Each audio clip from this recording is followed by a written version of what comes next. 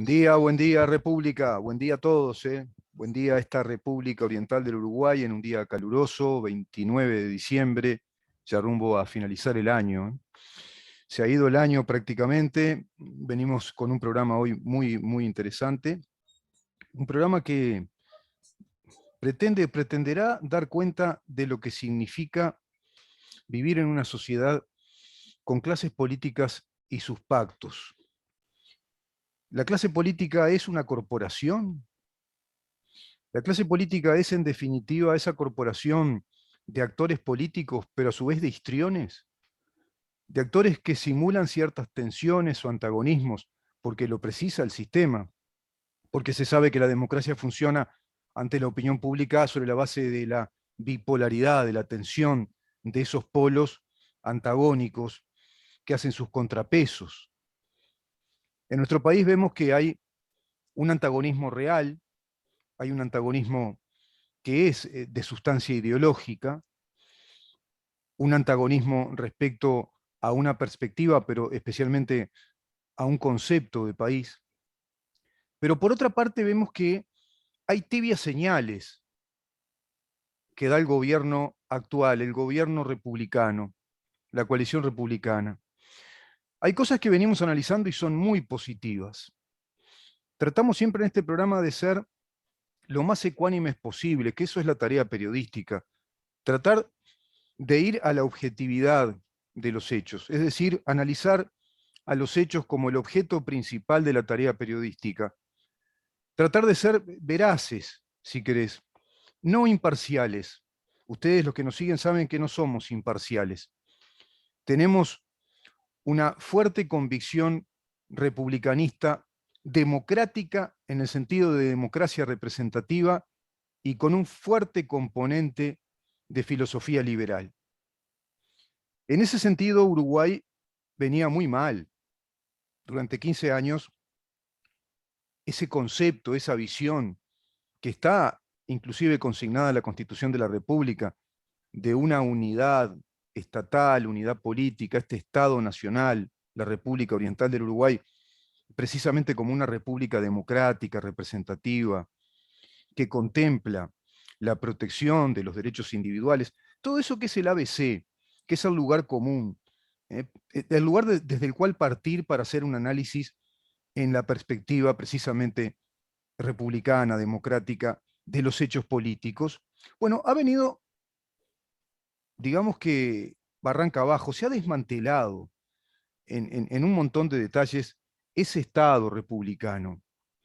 Y hay un montón de cosas que la venimos observando y las fuimos desarrollando en el año, inclusive muchas de ellas analizadas con la escritora Mercedes Vigil, muchas de ellas en nuestras editoriales.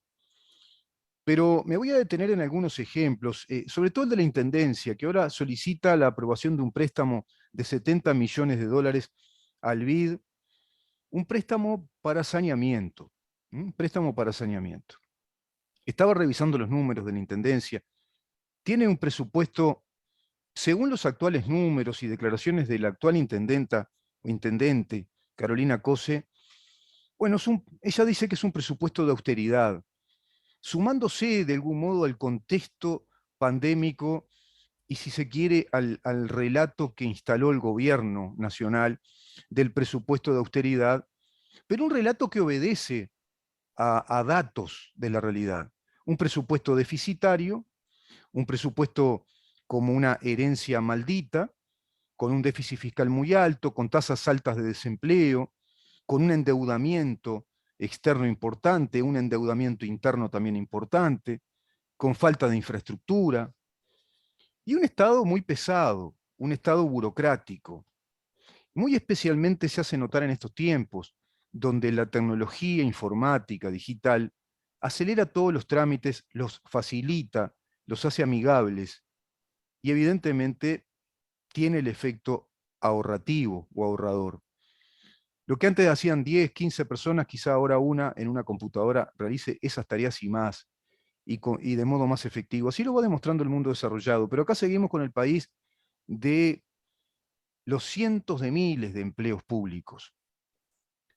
Evidentemente ese presupuesto fue austero, y ese presupuesto fue inteligente, fue racionalizado, fue inclusive muy amigo de lo coyuntural, como les decía ayer, se establecieron planes, todos ellos muy contemplativos de la realidad social, planes de economía social, planes de asistencia, de socorro social, bueno, toda esa batería de medidas que el gobierno desplegó y que hizo muy bien y todos ya sabemos, y que permitió inclusive con inteligencia salir de la mejor manera posible de esta pandemia a través o al través de un plan vacunatorio que también ha sido excelente y coloca al país a la vanguardia del mundo, generándole además credibilidad mundial. Eso sumado a las señales que el presidente sabe dar al mundo, como inclusive esta última de ir al Congo y estar con los cascos azules, con el ejército uruguayo en esa zona tan problemática del África.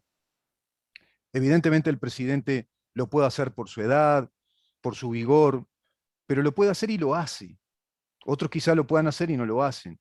El presidente lo hace porque así lo siente, así experimenta su sensación de cercanía con la gente, lo vemos todo el tiempo, y evidentemente también su estado físico y su edad permite que el presidente haga cosas que los anteriores presidentes no pudieron, porque eran prácticamente presidentes que tienen la edad de los que están en casas de residenciales de ancianos, ¿no? Todos los presidentes anteriores, Mujica llega anciano a la presidencia, Tabaré Vázquez llega anciano a su segunda presidencia, y en la primera ya era un adulto mayor, ¿no? Evidentemente no estuvo esa energía de contacto permanente, pero además de eso, tampoco estuvo la voluntad de ese contacto permanente, paradojalmente, de parte de quienes decían ser los presidentes de una fuerza popular que gobernaba para el pueblo uruguayo. Bueno, esos gobiernos desfinanciaron el país, fundieron empresas, fundieron ANCAP, se fundió Pluna, la bancamos entre todos ANCAP, se despilfarró mucho dinero, mucha guita con el Fondes, se calculan 380 millones de dólares, muchas auditorías. El presidente dice que hay más de 64 y que unas 23 fueron a la justicia. Hay un estudio de Roger Scruton, un escritor, filósofo, doctor en filosofía inglés, en un libro maravilloso que se llama Los pensadores de la nueva izquierda, y todos estos detalles los analiza como si estuviera haciendo una especie de radiografía o de ecografía computada, porque estos temas están analizados desde la filosofía, también del pensamiento republicano, del pensamiento liberal, democrático. Todo país que haya hecho lo que hizo el nuestro a través de esos gobiernos es un país que se está negando la posibilidad de desarrollar su república. La está destruyendo.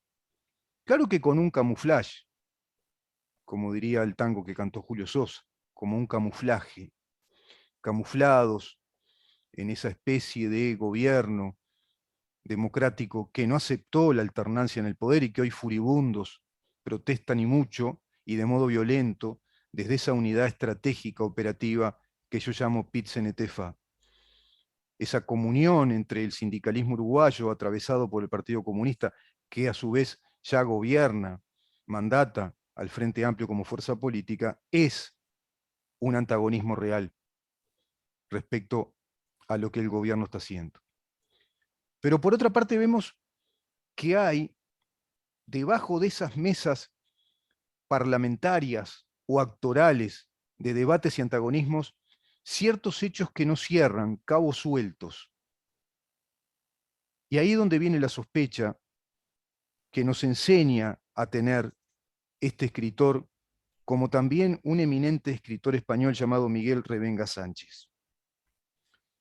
Ambos escritores, tanto el inglés Roger Scruton como el español, el gaditano, el doctor en Derecho y constitucionalista Miguel Revenga Sánchez, emprenden la titánica tarea de establecer en qué términos podemos evaluar si estamos en una república democrática. Hay elementos claves, por ejemplo, la publicidad de los actos políticos. ¿Qué quiero decir con esto? Acá le decimos en Uruguay la transparencia. Transparentar los actos de gobierno, los actos públicos. Hay un componente de transparencia, sí, lo hay, pero después hay zonas oscuras, zonas grises, zonas que escapan a la evaluación pública en general, que escapan al desprevenido, que escapan hasta inclusive al distraído sentido común de la población. Miguel Revenga Sánchez habla en ese sentido de este tema, la publicidad por un lado y el secreto de Estado, el necesario secreto de Estado. Y en esa expresión, necesario secreto de Estado, está el matiz diferencial. Es el concepto clave. ¿Cuántos secretos son necesarios y cuántos secretos se los hace pasar por necesarios y no lo son? Cuando en verdad son acuerdos, pactos a la sombra, o si vos querés, por debajo de las mesas o los pupitres de los escaños parlamentarios que por encima de ellos parlotean un antagonismo. Actores. Si eso fuera así, estaríamos hablando de la clase política como una corporación en sí misma. Sería una corporación que te simula antagonismos, muchos de ellos reales, pero en temas claves, en matices fundamentales, hay secretismos y pactos que después arrojan esos cabos sueltos, que por allá retardadamente en el tiempo algunos nos damos cuenta. La superestructura burocrática del país. Analizamos acá el tema BPS, analizamos los presupuestos del Estado, estaba mirando números. Vayamos entonces, por ejemplo, a lo que solicita la intendenta de Montevideo. La intendenta de Montevideo plantea la necesidad de un préstamo de 70 millones de dólares, que ya lo tramitó ante el BID, para realizar obras de saneamiento, y obras de saneamiento en zonas de Montevideo realmente carenciadas, vulnerables, en Casabó, por ejemplo, en varias zonas, en Barros Blancos, en El Borro, en Casaballe. Claro, lo primero que uno se tiene que preguntar es, ¿y después de 35 años de un gobierno de Montevideo de parte del Frente Amplio, más allá de la alternancia de distintos candidatos dentro de la misma fuerza política, con la misma orientación política, con el mismo cuerpo de empleados públicos, que inclusive fueron ingresando más y más, incorporándole más burocracia a la Intendencia, no resolvieron ese tema y ahora lo pretende resolver con un préstamo, otro préstamo para el Uruguay. ¿Se acuerdan ustedes que el gobierno nacional le negó un préstamo y un fideicomiso a la Intendencia de Canelones? Porque el gobierno central plantea que el presupuesto debe ser austero, sobre todo ahora en pandemia, y con todo lo que ya mencionamos hace un rato en este programa, con todo el maldito presupuesto que heredó. Los uruguayos estamos endeudados por generaciones, con un incremento exponencial de la deuda externa, un déficit fiscal alto, y aún falta por recuperar muchos empleos. Pero cuando ves que la Intendencia de Montevideo, según los datos oficiales de la Oficina del Servicio Civil, cuenta con un total de 9.219 empleados directos, empleados presupuestados permanentes, 7.104 presupuestados por la Intendencia, 1.167 contratos permanentes, 95 son zafrales o eventuales y 853 son pasantes. De ese total, que causó sorpresa a los ediles de la oposición en estos tiempos, a los ediles que pertenecen a la coalición republicana. Acá conversamos mucho con el edil Leonel Aguirre, sería un tema interesante para hablar con él, todo esto. Algo de esto nos ha dicho. Bueno, por ejemplo, yo recuerdo que Leonel Aguirre nos decía, cuando experimentó la sorpresa de ver que hay 1.200 funcionarios en el Departamento de Cultura de la Intendencia de Montevideo. 1.200 empleados que todos nosotros bancamos, les pagamos, para que estén en el Departamento de Cultura. Y no entremos a analizar en qué consiste el Departamento de Cultura, ¿no? Tiene que ver con el Museo por el Carnaval, actividades vinculadas al Carnaval. 1.500 empleados en desarrollo ambiental, casi los mismos en cultura que los de desarrollo ambiental. Yo hacía un repaso de sentido común, yo decía una intendencia, ¿no? Un gobierno departamental, ¿cuál es su cometido esencial, fundamental, según la Constitución? Y la limpieza de las calles, recolección de basuras, el mantenimiento de las calles y las avenidas, el saneamiento. el ordenamiento del tránsito, la planificación urbana. Y cuando empezás a hacer cuentas con sentido común, decís, bueno, tendrá que tener un departamento jurídico contable con sus contadores, escribanos, abogados. Yo hablo en el universal, no te voy a estar diciendo abogados, abogadas, toda esa estupidez. Y, y qué sé yo, bueno, procuradores y algunos funcionarios administrativos. Y tendrá que tener un plan de desarrollo ambiental. Y en ese plan de desarrollo ambiental tendrá que contar con arquitectos, con ambientalistas, con paisajistas, con diseñadores urbanos, con ingenieros y algunos científicos más integrados a ese plan. Y tendrá que tener una oficina de ordenamiento. Bueno, y ahí está la señalización de las avenidas, de las calles, reordenamiento urbano, por ejemplo. El tema de la pavimentación. Es un desastre el estado de las calles. Y la basura. 1.500 en desarrollo ambiental, departamento encargado de la limpieza en la ciudad. Y ahora escuchamos que pide 70 millones de dólares al BID, que es más deuda. El presidente se mostró bastante de acuerdo, habló con ella, ahora parece que hoy se va a conversar con los ediles del Partido Nacional. Los ediles del Partido Nacional dicen que no se llegó a ningún acuerdo, que están viendo este plan que ahora presenta la intendenta con mayor detalle. El argumento de no votarle este préstamo era que no habían los detalles suficientes. Bueno, ahora lo da con más detalle, inclusive dice la intendenta que esos 18, antes se decían que eran 22 millones de dólares para la limpieza, los va a sacar del presupuesto propio de la intendencia, que no va a utilizar ese préstamo, que ese era uno de los motivos que arguían los ediles de la coalición republicana, inclusive acá lo manifestó el edil Leonel Aguirre. Ahora la intendencia parece que les hace retruco y les dice, no, no, ese dinero lo voy a usar eh, desde la intendencia. No voy a utilizar, no le voy a echar mano al dinero de ese préstamo. Entonces, ese préstamo irá por entero a saneamiento y no se sabe. Viste que nunca sabés con esta gente, porque prestarle plata es complicado. Y por otro lado entra en una flagrante contradicción respecto a lo que el gobierno nos manifiesta, con todo el plan de austeridad que desarrolló, con todo el despliegue de recursos económicos que tuvo que destinar a la asistencia, al socorro de un montón de ciudadanos, de compatriotas en situaciones muy vulnerables. Se habló de 500.000 uruguayos dependientes de los planes sociales que desplegó el gobierno en pandemia. El gobierno que ahora está dando señales para que ingresen inversiones, van ingresando inversiones, nuevas empresas que aparecen en el país. Se sigue buscando la posibilidad de concretar un tratado de libre comercio con China y parece que se encaminaría uno también con Turquía. Y el gobierno habla inclusive de una regla fiscal que así la va aplicando, un ordenamiento financiero. Todo eso inclusive le ha granjeado muy buena calificación de parte del Fondo Monetario Internacional, de parte del BID, de otros organismos internacionales multilaterales del crédito. Uruguay se manifiesta al mundo como un país ordenado en lo financiero, pero a su vez ordenado desde la austeridad según las señales que el gobierno emite y que el gobierno le emite a la población, hacia todos nosotros.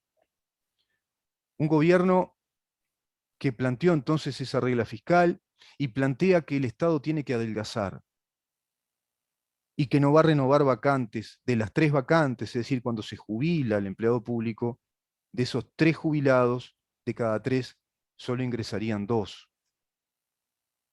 como para ir gradualmente disminuyendo los gastos del Estado. Porque acá no se trata solo de hablar de inflación, de estructura o ingeniería presupuestal y tributaria, sino de achicar el Estado. Porque si no achicas el Estado, es imposible que puedas hablar de disminución de impuestos. Porque todo lo que el Estado agranda, y fundamentalmente cuando lo agranda en empleos públicos, eso implica directamente, necesariamente una transferencia monetaria. Esa transferencia monetaria opera a través de los impuestos.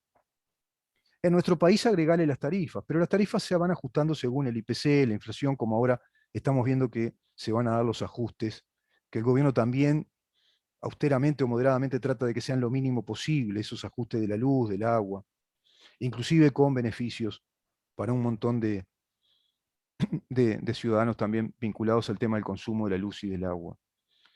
Pero si vos hablás de un presupuesto de 264.000 empleados directos, como según los últimos datos del INE, y con una intendencia de Montevideo que le paga a 12.000 personas por mes, 12.000 salarios paga la intendencia de Montevideo, imagínate además incentivos y un montón de erogaciones a título de erogaciones por emolumentos o salarios, incorporación de empleos. Todo eso se traduce en impuesto y por eso tenemos una intendencia muy cara. Pero esa intendencia, como otras, pero esta, claro, es la capital del país, es la ciudad que concentra la mitad de la población del Uruguay. Por lo tanto, lo que acá se gasta, como para hacer el mamarracho ese del puente, por el cual no pasan ciertos camiones, y así tantas obras que son todas sobre la base de préstamos del BID, bueno, eso repercute directamente en los gastos nacionales, en los gastos del Estado.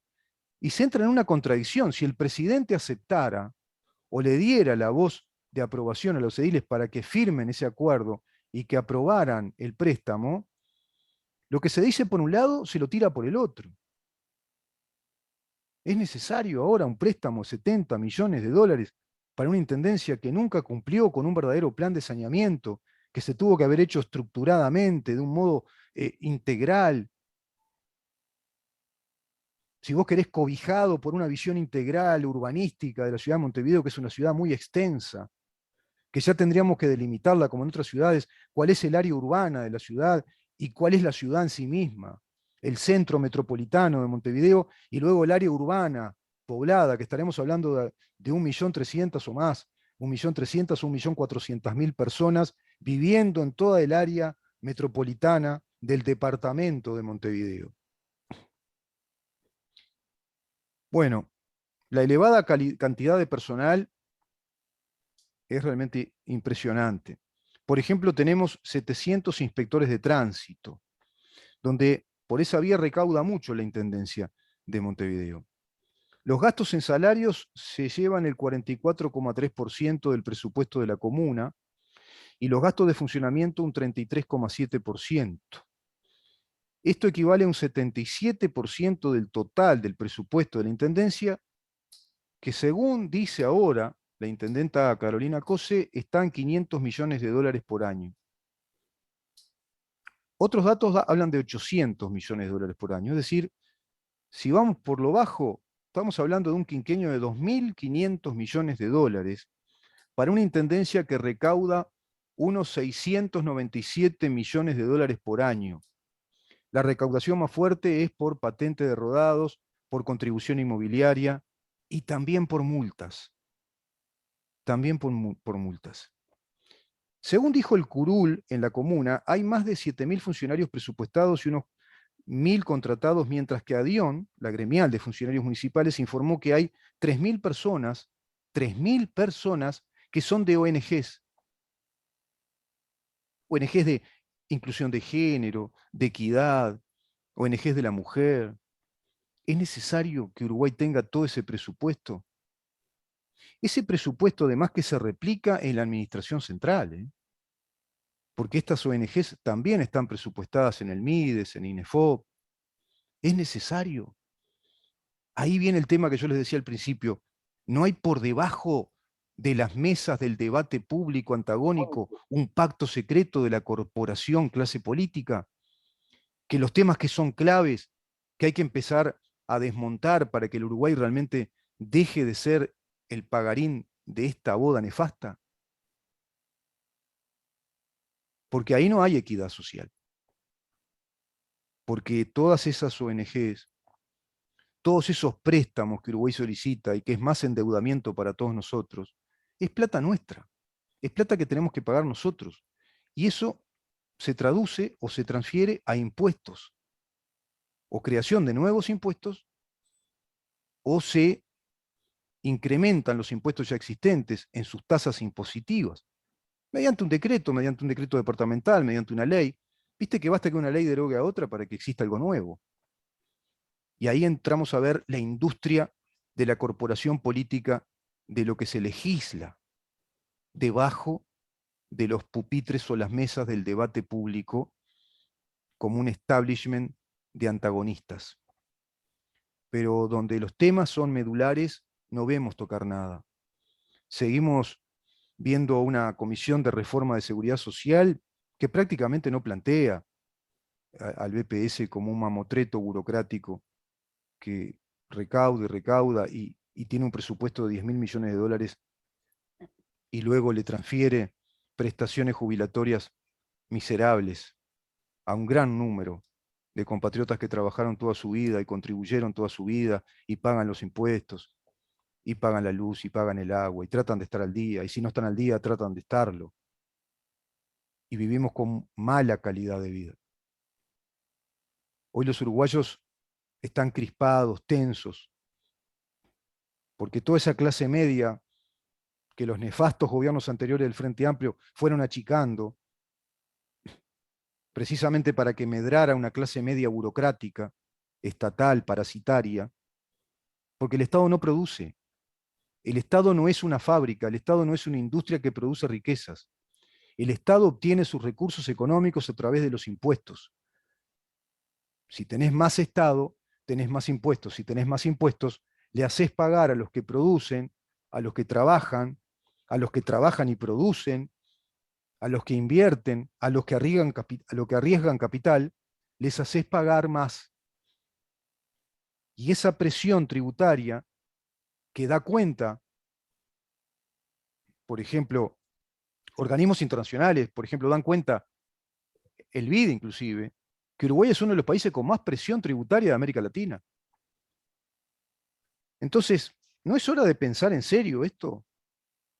Porque con la plata de los demás, como lo desarrolla esta política populista frente amplista, donde todos los conceptos de la economía en desarrollo, de la cultura del trabajo, del mercado cada vez más fortalecido, la economía de mercado, intercambio de bienes, creatividad para la producción, investigación, desarrollo tecnológico, no está en el vocabulario.